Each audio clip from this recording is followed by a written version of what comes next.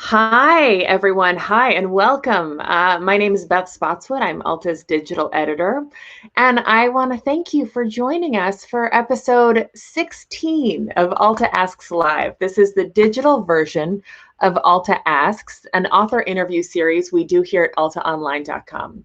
Today, we're back with the spectacular and wonderful Heather Scott Partington. Heather is a book critic, teacher, a brilliant writer, a frequent Alta contributor, and today she is talking with Alta Books editor and renowned author David L. Ulin. David is going to talk about the brand new issue of Alta. It's released today. If you're a member, you may have already received us in your mailbox. We should be on newsstands if you can get to an open newsstand. And this issue is devoted all to science fiction. So while you're watching, David and Heather are going to talk for about 30 minutes. Focus is going to be on the issue and how they put that together, as well as acclaimed author Philip K. Dick. We feature one of his short stories in our magazine, and we're going to talk about his influence and talent. While you're watching, you might want to consider joining Alta, especially now. I'm going to add a link. I'm realizing now I need to do that. We have a special running right now. The first 100 people who join, renew, or give a gift subscription to Alta, starting now, basically, will receive a special edition of The Eyes Have It, a Philip K. Dick short story. It's valued at $38. It's published by Thorn Willow Press. It's beautiful. So please consider joining Alta right now. And with that, I'm going to turn this over to my friends today, David and Heather. Thanks, Beth. Thanks, Beth. Hi, David. Hey, Heather, how are you? I'm good. Thanks for joining us today. I'm really excited to talk about the sci-fi issue and kind of get into how you put the section together and what kinds of things you were thinking about. Before we do that, I just wanted to ask you how has your pandemic been? How has it been lately for you to be teaching and writing and reading during all this that's been going on? Oh, it's, I'm, living in LA County, which is now the epicenter in California, has been a little bit anxiety producing. It's been fine. I mean, I'm lucky because I've been able to do most of my teaching has moved fairly cleanly to digital. And as a writer, editor, I was always really comfortable spending a lot of time at home alone in my pajamas, which is pretty much what I've been doing for the last 3.5 months. So the days are starting to blur together a little bit, but it's been okay. It could be worse. Yeah. So let's just get into what sci-fi is to begin with, because you write in your essay that's in the section that sci-fi is, people often misunderstand it or misinterpret it. So what would a working definition of sci-fi be for you?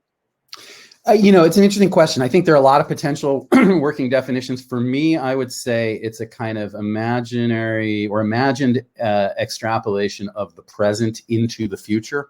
So I think that, like all writing, it starts in it, or it grows out of its moment, or it grows out of its author's experience or perception or reflections on the current moment. And then it projects out. It doesn't have to project outward into the future. There's plenty of other kinds of science fiction, but in terms of what we're talking about primarily for the issue, it projects outward to a kind of vision of the future that grows out of the present. Often that vision is dystopian, or can be dystopian or apocalyptic, or there's certainly a strong strain of that. But there's also, I think, a kind of ecstatic or euphoric sort of tradition of kind of imagined utopias. And in fact, one of the starting points, I think, for me at least, in terms of American science fiction, is Edward Bellamy's novel Looking Backwards, which was published in the 19th century, and is a projection to a kind of utopian society, a utopian American society in 2000. And so I think it grows out of, I think, an author's concerns or engagement with the current moment, and then the process of imagination of developing what that might look like several years or even centuries down the line. Do you think that it's like a combination of wish fulfillment and our deepest fears sort of all wrapped up into one thing? Well, if you're like me, wish fulfillment and your deepest fears are always right. Yeah.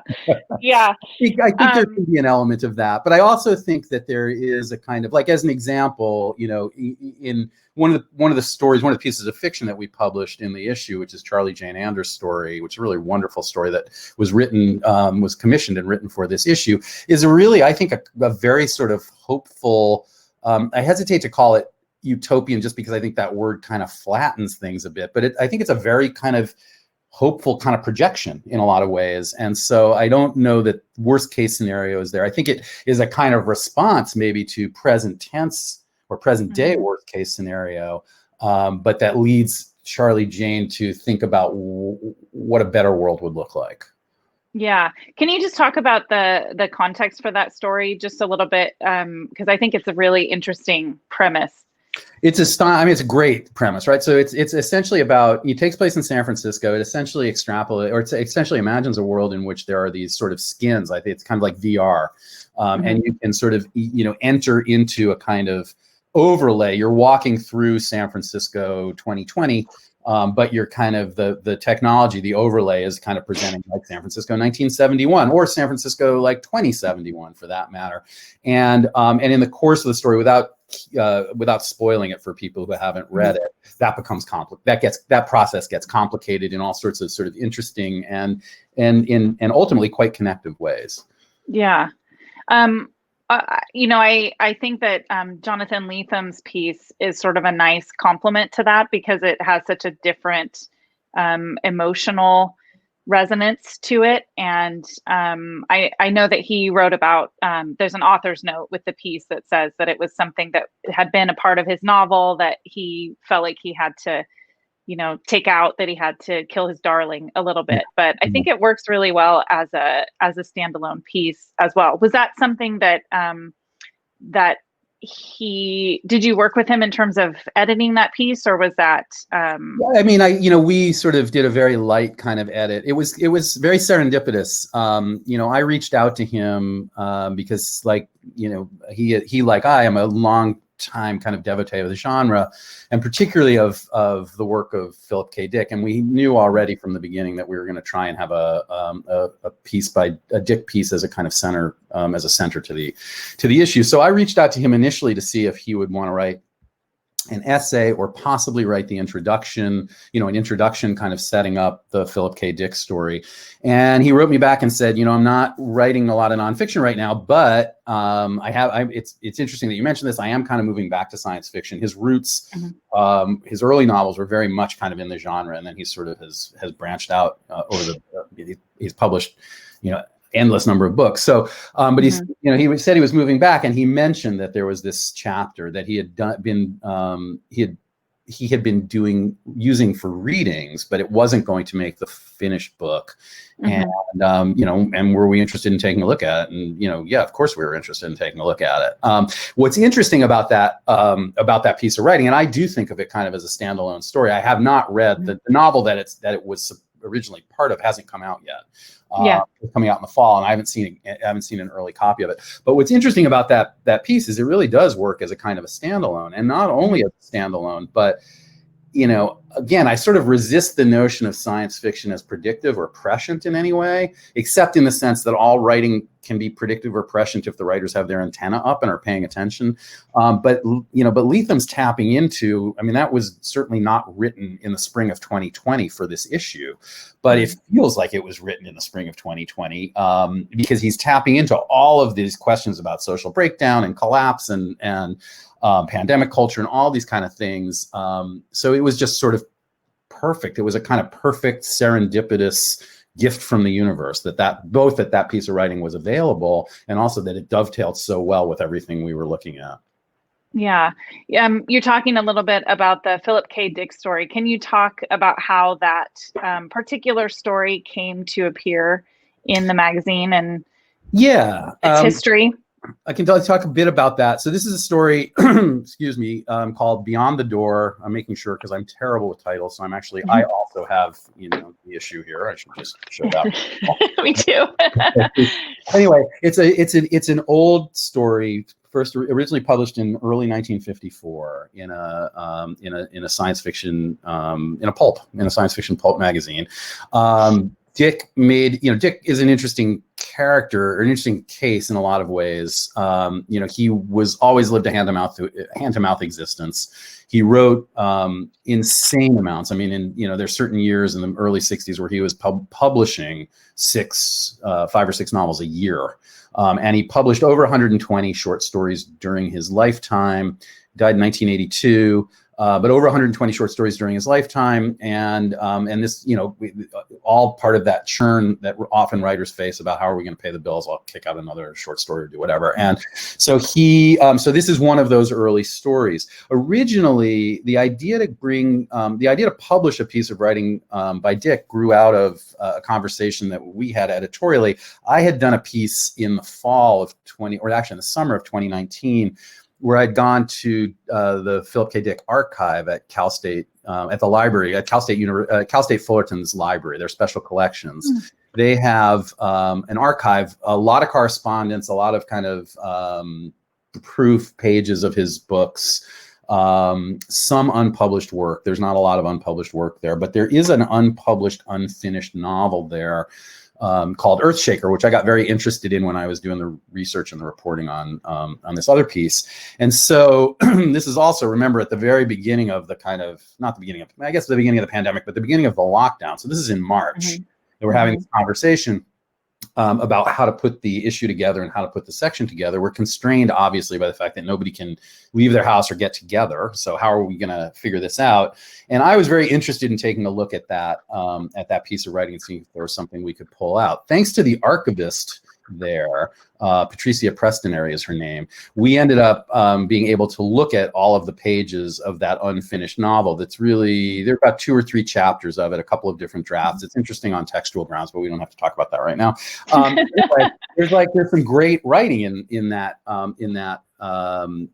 those pages. And, so we tried to, so our initial impulse was to try and publish that. It was really difficult, again, because of everything that was going on, to kind of nail down the rights and things like that. So we began to look for something else. And the idea was to look for an underpublished piece and an a kind of piece of, let's say, choice early writing that people wouldn't have seen or wouldn't have known. And this story kind of emerged, and it's really a great, it's a great story in all kinds of ways. It kind of reminds me a little of that Twilight Zone episode, the Talking Tina Twilight Zone episode with Telly Savalas, where this kid gets a talking doll, and the stepfather hates it, and the doll takes care of the stepfather. There's a similar kind of movement to this story. I love stories like that, with a sort of just that kind of revenge twist, or avenging the innocent kind of twist in a way, where the antagonist gets their comeuppance in an unexpected way. I'm also being vague because I don't want to ruin the story for people who haven't. And it moves really well. I mean, it's, he was, I love his writing, both because of the ideas in it, but also because of the accessibility and directness of his writing. I know that he's a major figure in terms of shaping not just science fiction writing, but science fiction TV and movies, and has just been a big part of what's happened with the genre over our lifetimes, I think. I wanted to talk just briefly about, speaking of TV, the piece that we have in the section by Steve Erickson. It's about screens and kind of, science fiction, how not just the writing of science fiction, but how it's looked different over the years, and how that's kind of changed. And can you just talk a little bit about working with Steve and what Steve and how that came about? Yeah, I mean, Steve and I have been friends for, I don't know, 20 years maybe now. Talk about time kind of losing track of time, or time losing its shape. But we've been friends for about 20 years. And we share a lot of interests, and one of our shared interests is science fiction. And I think Steve is brilliant. novelist and a brilliant fiction writer, but he's also a brilliant critic. And he's, a longtime movie critic of Los Angeles Magazine, and was the film editor at the LA Weekly, back in the day, and really sharp on film and television and pop culture and its broader sort of cultural associations or cultural connections. So he was someone when we first started thinking about the idea of a piece like this, he was clearly someone we wanted to talk to, and I was really pleased that he was available. I worked with him, when he and I worked together on a variety of on Black Clock, and we worked when I was the editor of the LA Times Book Review. We worked on pieces also.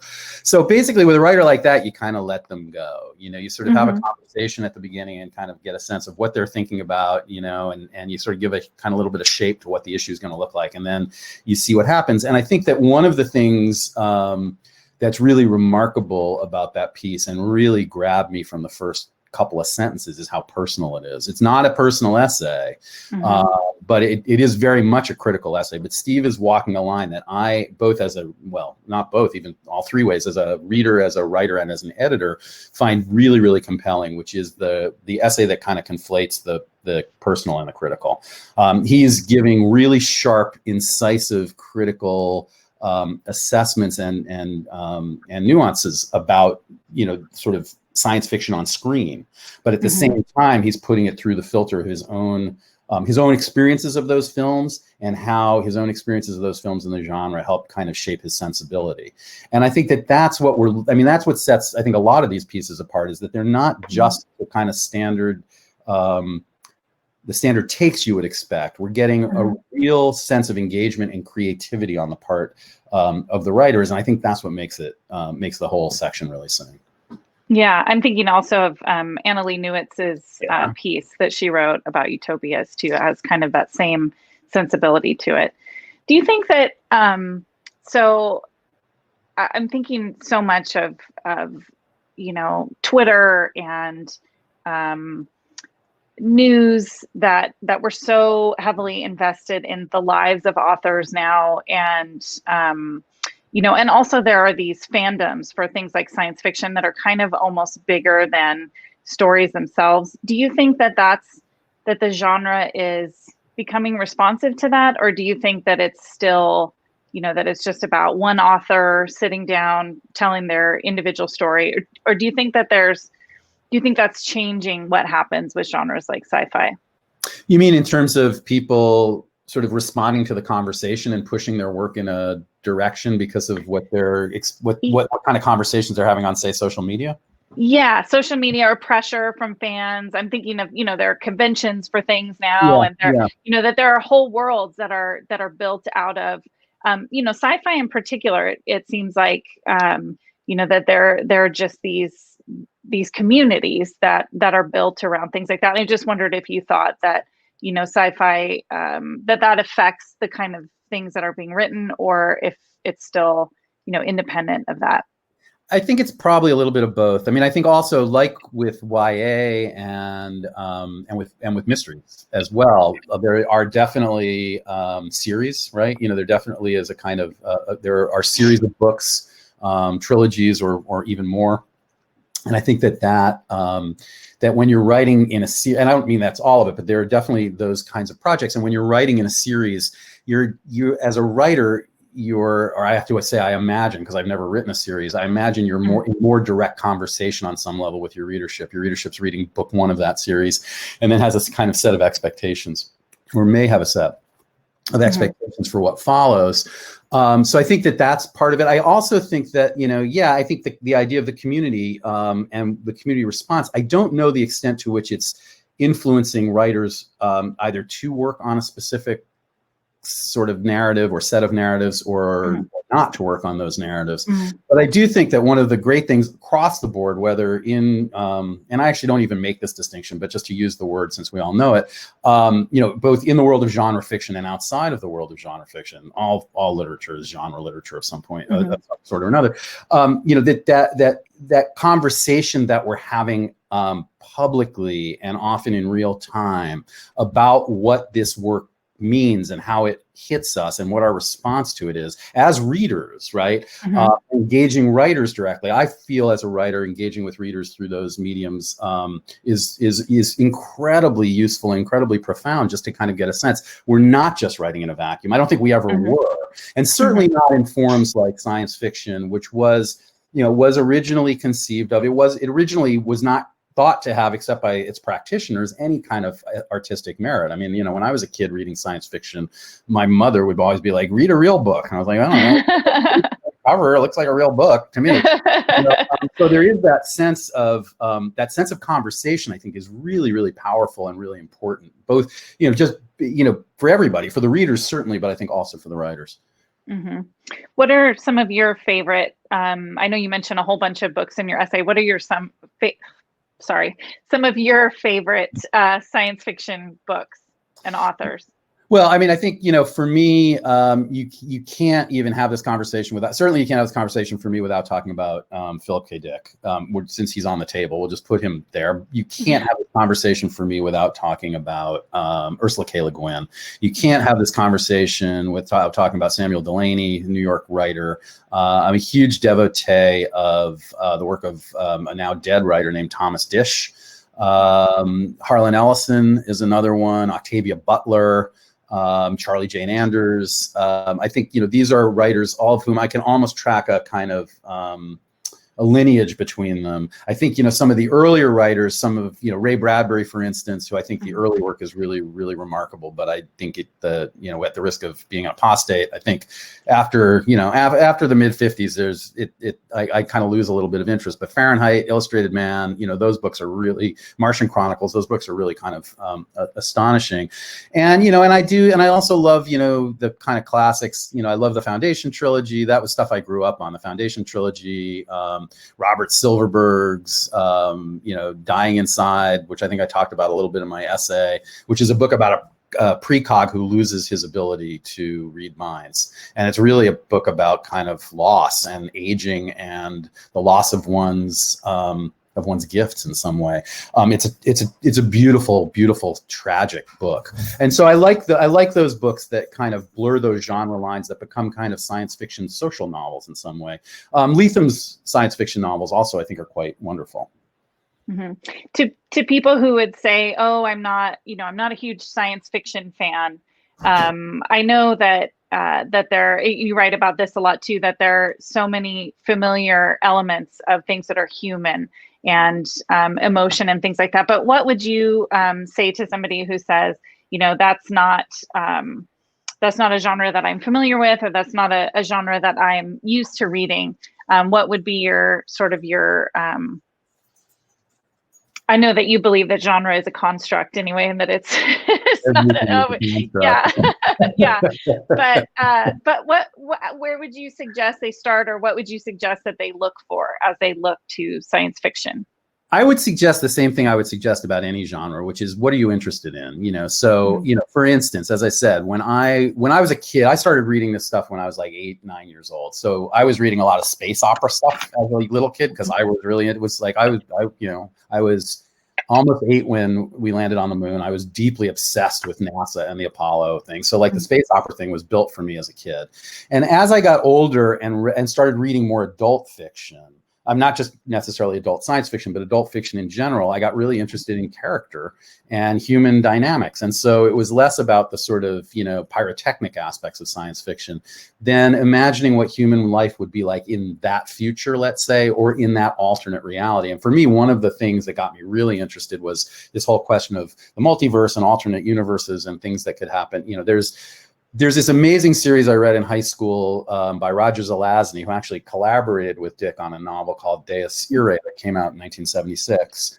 The series is called 9 Princes in Amber, and it basically posits almost a kind of, this is way less nerdy than I'm about to make it sound. It's a kind of Plato's allegory of the cave, where there is a kind of baseline reality, and then there are all of these iterations of that reality that kind of coexist, all these sort of parallel universes, and our universe is one of those iterations. But the real reality, like the cave, is a kind of almost Arthurian court, where Merlin is a character, right? Merlin has set all of this stuff into motion.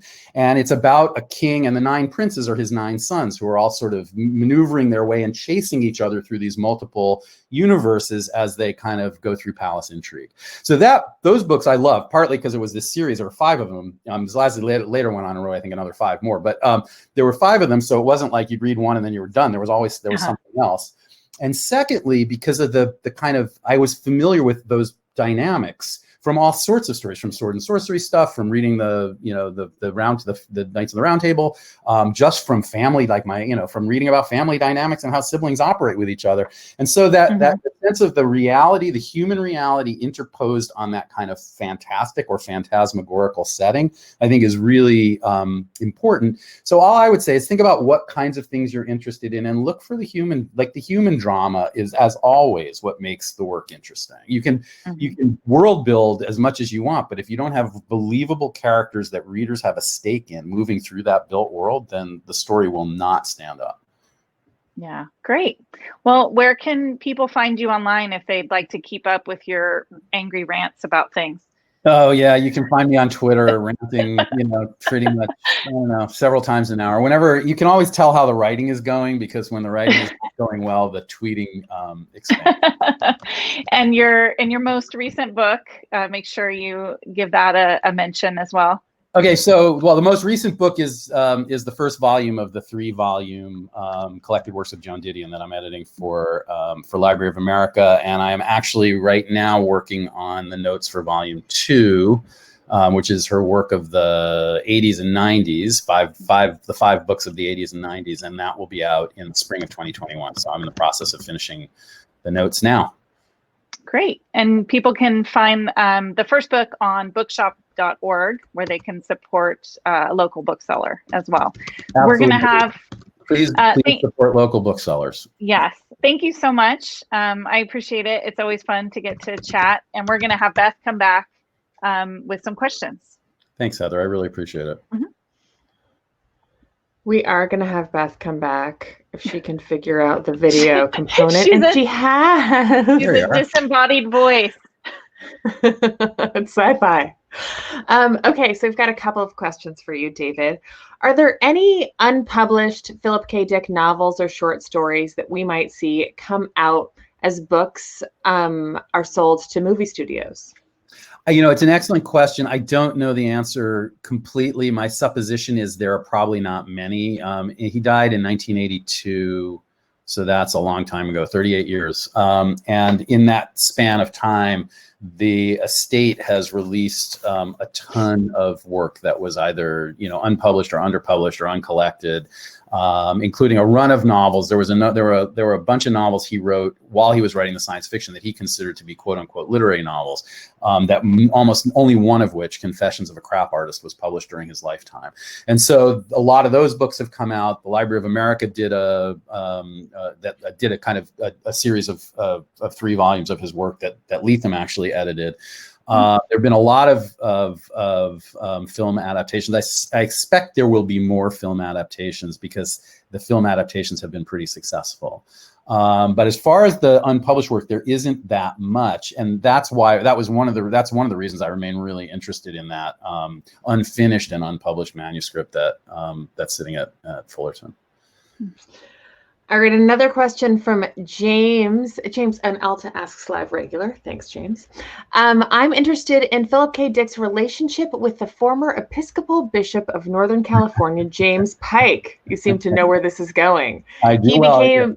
He became close friends with Philip K. Dick from Fantasyland, How America Went Haywire by Kurt Anderson. Dick, an enthusiast of psychedelics and amphetamines, had an increasingly hard time distinguishing fantasy from reality in life. Well, Pike's a fascinating character.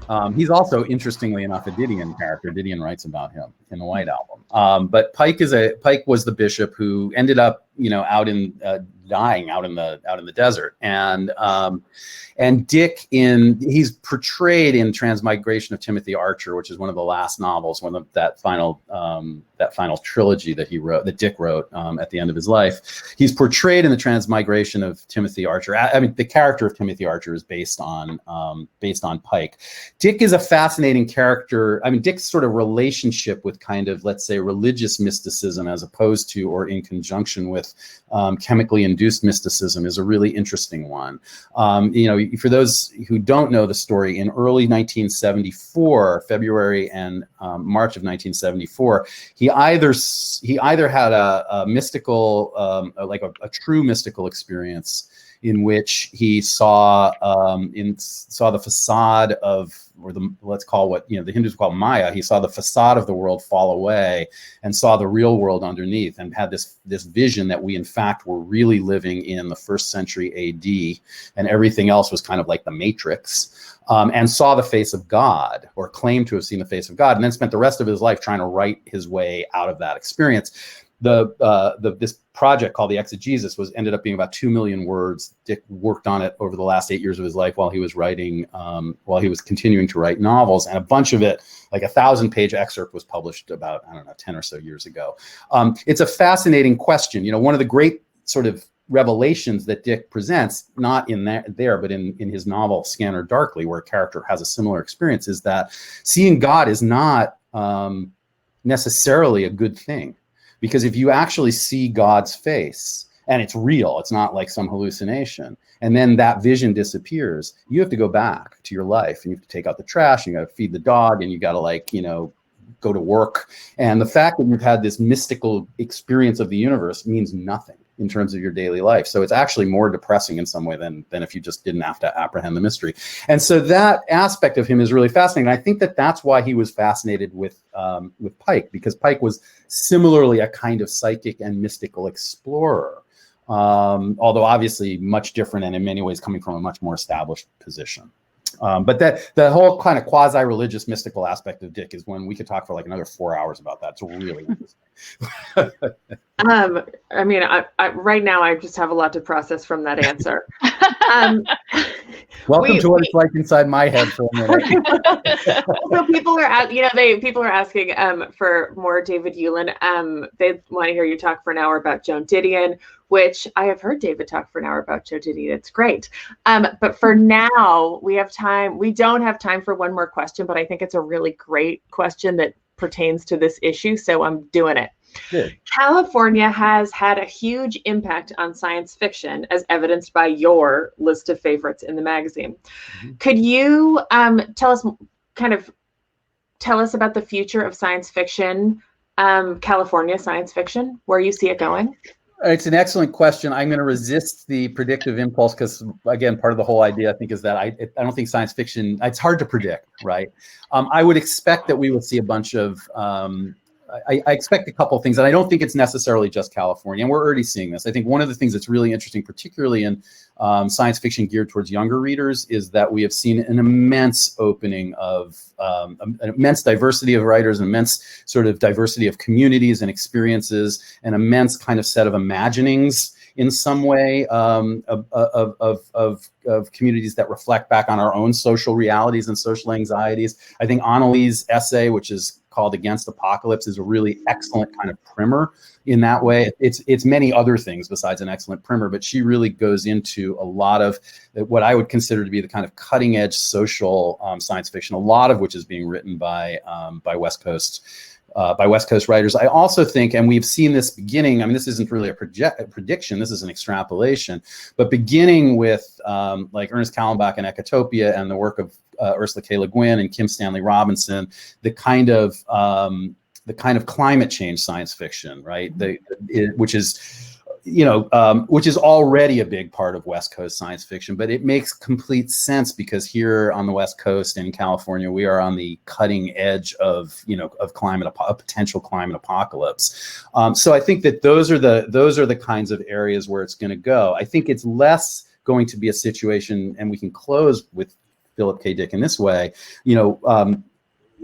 His novel, Do Androids Dream of electric sheep was the inspiration for Blade Runner. And for a long time, that vision of kind of California or Los Angeles or that sort of apocalyptic future was a kind of defining cultural signifier. I think that's less and less what we're going to see. We'll still see a bunch of that stuff, and I expect there'll be a lot of pandemic writing, whether science fictionally or otherwise. But I think it's more this kind of broad-based, and I want to say kind of hopeful, right? Not necessarily utopian, but not dystopian perspectives on how the current cultural upheaval plays out, either on parallel worlds or parallel universes or in the future. And for me, I think that's whatever else it is, it's a really important thought exercise. And I would expect to see a lot more of that kind of work coming out.